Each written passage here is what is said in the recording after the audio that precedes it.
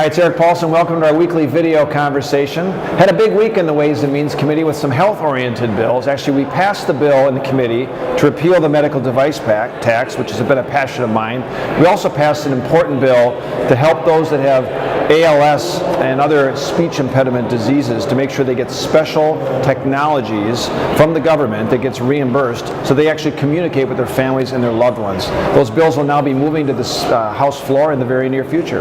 But now we're going to get to our questions, and the first actually comes in an email from Lisa in Minnetonka, and she writes saying, with 1 in 9 people in the world suffering from chronic hunger, we needed a sustainable, comprehensive strategy. Too many lives are at stake, including infants and young children. Hunger is a solvable problem, and the tragic loss of life to malnourishment is senseless. Please take a stand against world hunger and support the Global Food Security Act. Thank you sincerely, Lisa.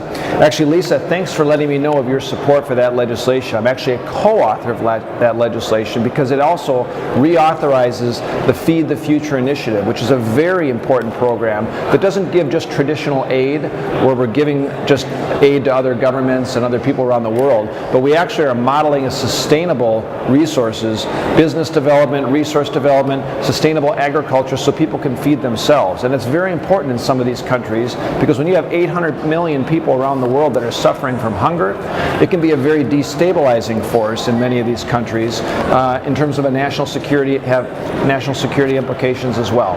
So we're hoping that legislation is going to move forward for reauthorization in the near future. We also have another email that came in from Mark in Maple Grove, and he writes in saying, Congressman Paulsen, I'm writing you to urge you to oppose fast track for the Trans-Pacific Partnership. Decisions like this affect everyone and need to be debated transparently so that people can have a voice on the issues that they care about. Fast track is undemocratic, and I urge you to oppose it now and in the future.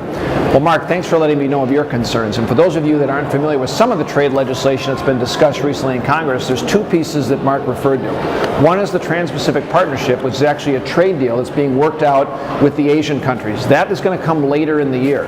But this fast track approach is something that's been also referred to as Trade Promotion Authority.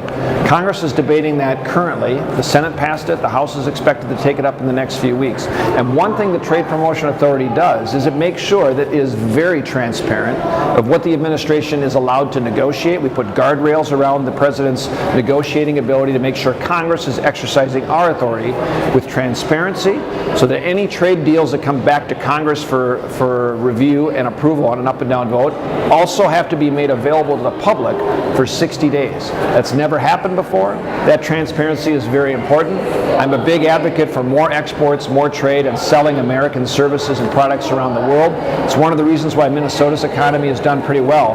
But we can do that with having adequate transparency to making sure that the public is aware and that members of Congress are aware of the negotiating text and all the details for our trade agreements. I want to encourage you to continue to send in your thoughts, your ideas, and your suggestions and questions.